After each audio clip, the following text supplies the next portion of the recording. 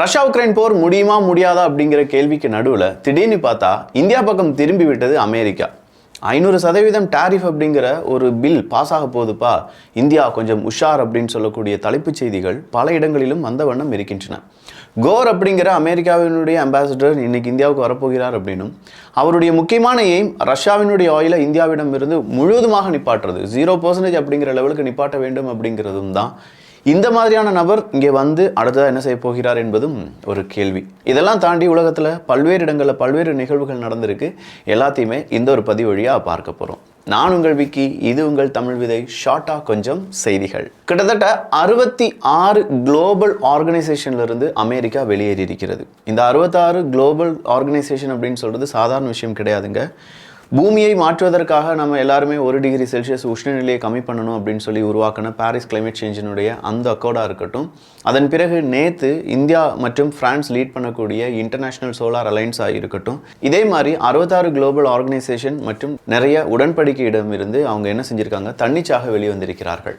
இதற்கெல்லாம் அமெரிக்கா சொல்லக்கூடிய ஒரே ஒரு காரணம் என்ன அப்படின்னா, இந்த ஆர்கனைசேஷனால் அமெரிக்காவுக்கு எந்த லாபமும் கிடையாது, அமெரிக்கா அதனுடைய பணத்தை வீணாக செலவழிச்சிட்டு இருக்காங்க, அமெரிக்காவினுடைய பணத்தை பிற நாடுகள் பிற அமைப்புகள் ரொம்ப செழிப்பாக எடுத்து வளர்ந்து கொண்டிருக்கிறார்கள் அப்படிங்கிற குற்றச்சாட்டு தான். ஈவன் பாரிஸ் கிளைமேட் சேஞ்சை கூட அமெரிக்கா தான் முதல் முறையாக உலக நாடுகளுக்கு ஒரு பகிரங்க எச்சரிக்கை கொடுத்து நம்ம எல்லாருமே 1 டிகிரி செல்சியஸ் அளவுக்கு பூமியினுடைய வெப்பநிலையை குறைக்க வேண்டும் அப்படின்னு சொன்னாங்க. திடீர்னு பார்த்தா அந்தர்பல்ட்டி அடித்து, இல்லை நான் எனக்கும் அந்த உடன்படிக்கைக்கும் எந்த விதமான சம்பந்தமும் கிடையாதுன்னு சொல்லி வெளியேறினார்கள். ஸோ ஐநா சபையினுடைய முக்கியமான தலைவர்கள் இப்போ என்ன சொல்ல போகிறாங்கன்னா, ஐநா சபையினுடைய எனர்ஜியிலிருந்து பீஸ் பில்டிங் ஃபண்டு வர 66 ஆர்கனைசேஷன்லேருந்து நீங்கள் வெளியேறிட்டீர்கள். சொல்லப்போனால் ஐநா சபைக்கு நீங்கள் கொடுத்த சத்தியத்தை மீறுகிறீர்கள். ஏன்னா ஐநா சபை உருவாகிறதுக்கு காரணம் அமெரிக்கா தான். ஏகப்பட்ட இடத்துல ஐநா சபையினுடைய உப ஆர்கனைசேஷனுக்கு ஃபண்ட் யார் ப்ரொவைட் பண்ணிட்டு இருந்தாங்கன்னா அமெரிக்கா. ஈவன் வேர்ல்டு ஹெல்த் ஆர்கனைசேஷனாக இருக்கட்டும், இன்னும் முக்கியமான அமைப்புகள்லாம் இருக்கட்டும், அவங்களுக்கெல்லாம் அவங்க ரன் ஆகிறதுக்கான ஃபண்டை அதிகமான ஸ்பான்சர்டு யார் கொடுத்துட்டு இருந்தாங்கன்னா அமெரிக்கா தான். பட் இது எல்லாத்தையுமே இப்போ அமெரிக்கா நிப்பாட்டி வர்றதுனால ஒருவேளை இந்த இடத்த ஃபில் பண்ணுறதுக்கு சீனா முயற்சி பண்ணலாம். அமெரிக்காவினுடைய உலக வல்லரசு அப்படின்னு சொல்லும்போது உலகத்தை கண்ட்ரோல் பண்ணக்கூடிய அமைப்புகளை அமெரிக்கா கைவசம் வச்சிருந்ததும் அமெரிக்காவினுடைய பெரிய ப்ளஸ் பாயிண்டாக இருந்துச்சு. ஆனால் நாளுக்கு நாள் அமெரிக்காவினுடைய ஃபாரின் பாலிசி சேஞ்ச் காரணமாக உலக நாடுகள் அவங்களுடைய கண்ட்ரோலுக்கு வைக்கக்கூடிய சில அமைப்புகள் இருந்து அமெரிக்கா வெளியேறுவதும் அந்த இடத்தை சீனா பிடிப்பதும் சீனாவுக்கு புதிய உத்வேகத்தை கொடுக்கலாம். ரஷ்யன் ஃபிளாக்டு வெசல் ஒன்று அமெரிக்கா சிறைப்பிடித்தார்கள். ஸோ பெல்லா 1 அப்படின்னு சொல்லி அழைக்கக்கூடிய அந்த ஒரு வெசல் கண்டிப்பாக ரஷ்யாவினுடைய ஷேடோ ஃப்ளீட் தான் அப்படின்னு சொல்லி அமெரிக்கா சொல்கிறாங்க.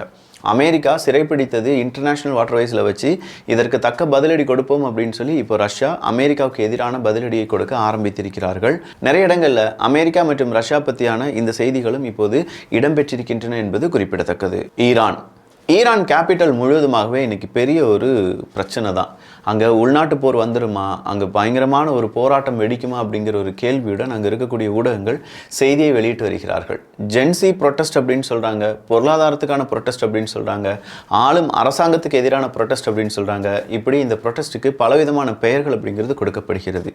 இந்த ப்ரொட்டஸ்ட்டில் நிறைய பேர் இறந்துட்டாங்க அப்படின்னு சொல்லி நேற்று வந்து செய்திகள் வெளியாகின. அதனால் பல நாடுகளும் என்ன சொன்னாங்கன்னா, ஈரான் ஒரு நாட்டில் நடக்கக்கூடிய ப்ரொட்டஸ்ட்டை நாங்கள் கவனிச்சுட்டு தான் இருக்கோம், அதிகமான உயிரிழப்புகள் ஏற்படும் பட்சத்தில் நாங்கள் வாண்டடாக உங்கள் நாட்டுக்குள்ளே வந்து சில வேலைகளை செய்ய வேண்டியதாக இருக்கும் அப்படின்னு சொல்கிற எச்சரிக்கை கொடுத்துருந்தாங்க. இந்த எச்சரிக்கையை இப்போ மீண்டும் அமெரிக்காவும் கொடுத்திருக்கிறது. ஈரானில் நடக்கக்கூடிய போராட்டத்துக்கும் அமெரிக்காவுக்கும் என்னப்பா சம்மந்தம்னு கேட்டால் ஒரு சம்மந்தமும் கிடையாது. ஆனால் ஈரான் போராட்டத்தில் நிறைய பேர் கொல்லப்பட்டு விட்டார்களாம். அதனால் நேரடியாக அமெரிக்கா அதில் போய் இன்வெஸ்டிகேஷன் பண்ணி ஈரானுக்கு எதிரான நடவடிக்கையில் ஈடுபட போகிறாங்களாம். எப்பண்டா எது நடக்கும் அப்படின்னு சொல்லி காத்துட்டு இருந்த அமெரிக்காவுக்கு அல்வா மாதிரியான ஒரு சப்ஜெக்டாக ஈரானில் நடக்கக்கூடிய ப்ரொட்டஸ்ட் அப்படிங்கிறது தென்பட்டிருக்கிறது. ஈரான் ப்ரொட்டஸ்ட் அப்படிங்கிறது இன்னும் நீண்டு போகுமா என்று கேட்டால் எஸ், அது நீண்டு போகிறதுக்கு தான் வாய்ப்புகள் அதிகமாக இருக்குது. ஒரு காரணத்துக்காக தொடங்கப்பட்ட ப்ரொட்டஸ்ட் இப்போ பல காரணங்களை முன்னிலைப்படுத்தி நிறைய யங்ஸ்டர்ஸும் அதுக்குள்ளே வந்துட்டாங்க. அப்படிங்கிறதுனால ஈரான் இந்த போராட்டத்தை அடக்குவதற்கு கொஞ்சம் சுணுக்கம் காண்பித்து வருகிறார்கள் என்பதும் குறிப்பிடத்தக்கது. ஈரான் ப்ரொட்டஸ்ட்டை பற்றி ஐரோப்பிய ஒன்றியமும் இன்னைக்கு அவங்களுடைய கருத்துக்களை பதிவு பண்ணியிருக்காங்க. ஐரோப்பிய ஒன்றியமும் நாங்கள் இதை கண்டிப்பாக கவனிச்சுட்டு வரோம். ஈரானுடைய ஒட்டுமொத்தமான நாட்டுக்கும் இது ஆபத்து அப்படின்னு சொல்கிறத ஐரோப்பிய ஒன்றியத்தினுடைய முக்கியமான தலைவர்கள் கூற ஆரம்பிச்சிருக்காங்க. குறிப்பாக மெட்சோலா அப்படிங்கிறவங்க சொன்ன அந்த கருத்தின் அடிப்படையில் ஐரோப்பிய ஒன்றியம் ஈரானுக்கு எதிரான நடவடிக்கையில் ஈடுபடுறதுக்கான வாய்ப்புகள் அதிகமாக தென்படுகிறது. ஓஐசி அப்படின்னு சொல்லக்கூடிய ஆர்கனைசேஷன் ஆஃப் இஸ்லாமிக் ஆபரேஷன் அப்படிங்கிற இந்த அமைப்பில் மொத்தம் 22க்கும் அதிகமான நாடுகள் இருக்கின்றன. இந்த 22க்கும் அதிகமான நாடுகள் இஸ்ரேலுக்கு எதிராக எதிராக இன்னைக்கு ஒரு பெரிய தீர்மானத்தை ஏற்படுத்தி இருக்கிறார்கள். 2 தினங்களுக்கு முன்னாடி இஸ்ரேலினுடைய முக்கியமான மினிஸ்டர்ஸ் சொமாலிலாண்டுக்கு ஒரு விசிட்டுக்கு போகிறாங்க அப்படின்னு சொல்லி நம்ம சொல்லியிருந்தோம். சொமாலிலாண்டில் இப்போ நாங்கள் விசிட்டுக்கு போயிருக்கோம் அப்படின்னு சொல்கிற அந்த ஒரு ஃபோட்டோஸை மீடியாவில் இஸ்ரேல் வெளியிடுகிறார்கள். இதற்கு தான் இந்த OICஐ சார்ந்த 22 நாடுகள் இன்றைக்கி கடுமையான எச்சரிக்கையை கொடுத்திருக்கிறார்கள். அந்த எச்சரிக்கையில் அவங்க சொல்லியிருக்கிறது என்னென்னா, சொமாலிலாண்ட் அப்படிங்கிறது இஸ்லாமியர்களுடைய குறிப்பாக ஒரு பிரிவை சார்ந்த அதிகமான நபர்கள் வாழக்கூடிய இஸ்லாமிய நாடு.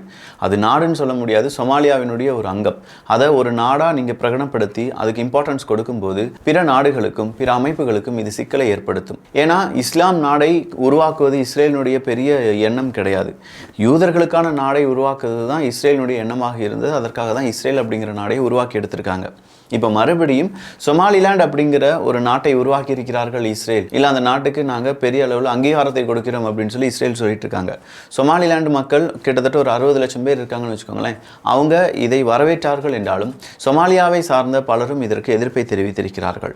ஸோ சொமாலிலாண்டுக்கு பின்னாடி இருக்கக்கூடிய அரசியலை தெரிந்து கொள்ள வேண்டும் என்றால் சொமாலிலாண்டு தமிழ் பொக்ஷம் அப்படின்னு சொல்லி சர்ச் பண்ணாலே உங்களுக்கு நிறைய டீட்டெயில்ஸ் கிடைக்கும் என்பதும் குறிப்பிடத்தக்கது. இஸ்ரேல் காசா பக்கம் உதவி செய்து கொண்டிருந்த கிட்டத்தட்ட 37 எய்டு ஆர்கனைசேஷனுக்கு தடை விதித்திருக்கிறார்கள். ஸோ 37 எய்டு ஆர்கனைசேஷனுக்கு தடை அப்படின்னு சொல்லும்போதே இஸ்ரேலினுடைய அடுத்த கட்ட நகர்வு என்ன அப்படிங்கிறது உங்களுக்கு தெரிஞ்சிருக்கும். இன்னும் கொஞ்சம் வேலைகள் எங்களுக்கு காசால இருக்குது, அதை முடிப்பதற்காக எங்களுடைய படையை தயார்படுத்தி கொண்டிருக்கிறோம் அப்படின்னு சொல்லக்கூடிய செய்தி இன்னைக்கு இஸ்ரேல் ஊடகத்திலிருந்து வந்திருந்தாலும் இஸ்ரேல் நடத்தக்கூடிய தாக்குதலில் அப்பாவி மக்கள் உயிரிழப்பதற்கான வாய்ப்புகள் இருக்குது அப்படிங்கிற ஒரு எதிர்ப்பும் இஸ்ரேலுக்கு கிளம்பி இருக்கு. இப்போ தானப்பா யுத்தம்லாம் முடிஞ்சிருச்சு, பீஸ் டீலுக்கு நீங்கள் வந்துட்டீங்க அப்படின்னு சொன்னீங்க, இப்போ மறுபடியும் காசா பகுதியில் யுத்தமா அப்படின்னு கேட்டால், யுத்தத்தை விட அங்கே வரக்கூடிய இந்த எய்டு ஆர்கனைசேஷன் இருக்காங்கல்ல, அவங்க இஸ்ரேலுக்கு எதிரான நடவடிக்கையை பாலஸ்தீன மக்களை வைத்து செய்து வருகிறார்கள் அப்படிங்கிற ஒரு குற்றச்சாட்டை இஸ்ரேல் சொல்கிறது. அதன் அடிப்படையில் தான் கிட்டத்தட்ட 37 எய்டு ஆர்கனைசேஷனுக்கு இப்போது தடையை விதித்திருக்கிறது இஸ்ரேல். சிரிய ராணுவத்துக்கும் அங்கே இருக்கக்கூடிய குர்தின போராளிகளுக்கும் இடையே நடந்த யுத்தம், ஆலிப்போல நடந்த அந்த யுத்தம் முடித்து வைக்கப்பட்டிருப்பதாக செய்திகளை வெளியிட்டிருக்கிறது சிரிய அரசாங்கம். அது மட்டும் இல்லாமல் ஒரு டெட்லைனை கொடுத்துருக்காங்க. அங்கே இருக்கக்கூடிய ஆர்ம்டு ஃபோர்ஸ் இல்லாட்டி எந்த ராணுவத்துக்கு எதிராக யார் போராடினாங்களோ அவங்களுடைய ஆயுதத்தை கீழே போட்டுட்டு சீக்கிரமாக சரணடைந்து விடுங்கள் அப்படிங்கிற ஒரு சின்ன டைம் லைனும் கொடுக்கப்பட்டிருக்கிறது. கிட்டத்தட்ட 8.5 யுத்தங்களை நான் நிப்பாட்டியிருக்கேன், எனவே எனக்கு நோபல் பிரைஸ் கிடைக்க வேண்டும், இந்த நோபல் பிரைஸ் இல்லைனா இன்னொரு நோபல் பிரைஸ் ட்ரம்ப் அவர்களுக்கு கொடுக்கப்பட வேண்டும் அப்படிங்கிற தகவலை இன்னைக்கு அமெரிக்க ஊடகங்கள் வெளியிட்டிருக்கிறார்கள். யூகேல 2025 பொறுத்த வரைக்கும் டெஸ்லாவினுடைய எண்ணிக்கை அதல பாதாளத்திற்கும், அதே நேரத்தில் BYDனுடைய எண்ணிக்கை ரொம்ப சூப்பராக உயர்ந்திருப்பதாகவும் செய்திகள் வெளியாகி இருக்கிறது. கிட்டத்தட்ட $100 பில்லியன் அளவுக்கான இன்வெஸ்ட்மெண்ட்டை வெனிசுலால ஆயில் நிறுவனங்கள் செய்ய போறாங்க. அப்படி ஆயில் நிறுவனங்கள் செய்யக்கூடிய இந்த இன்வெஸ்ட்மெண்டால வெனிசுலால பல வேலை வாய்ப்புகள் உருவாகும் அப்படின்னு சொல்லி யார் சொல்லியிருக்காங்கன்னா அமெரிக்கா சொல்லியிருக்காங்க. அப்போ $100 பில்லியன் அளவுக்கான இந்த பணத்தை யார் கொடுக்க போகிறார்கள் என்று கேட்டால் அமெரிக்கா தான் கொடுக்க போகுது. ஏன் கொடுக்க போறாங்க அப்படின்னா அங்கே இருக்கக்கூடிய இன்ஃப்ராஸ்ட்ரக்சரை டெவலப் பண்ணுறது. அப்படின்னா அமெரிக்காவுக்கு இது எப்படி திரும்ப கிடைக்குன்னு கேட்டால் அதான் ஆயிலாக இருக்கே, அதை வச்சு அவங்க திரும்ப எடுத்துக்கொள்வார்கள். வெனிசுலா, கியூபா இந்த அமெரிக்க தாக்குதலில் உயிரிழந்தவர்கள் இருப்பாங்கல்ல, அப்படி உயிரிழந்தவர்களுக்கு இன்னைக்கு இறுதி அஞ்சலியை செலுத்தினார்கள் என்பது குறிப்பிடத்தக்கது. பிலிப்பைன்ஸில் ஏற்பட்ட நிலச்சரிவு காரணமாக 38 நபர்கள் மிஸ்ஸிங் அப்படின்னும் ஒரு நபர் இறந்து விட்டார் அப்படிங்கிற ஒஃபிஷியல் இன்ஃபர்மேஷனும் வெளியாகி இருக்கிறது.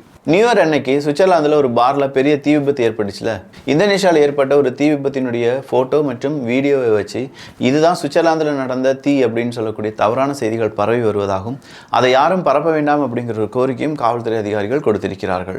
பிரேசில் முன்னாள் அதிபர் போல்சோனாரோ அவர்களை சீக்கிரமா சிறைச்சாலையிலிருந்து விடுதலை செஞ்சிடலாம் அப்படின்னு சொல்லி ஒரு மனு ஏதோ உருவாகி இருக்கிறது.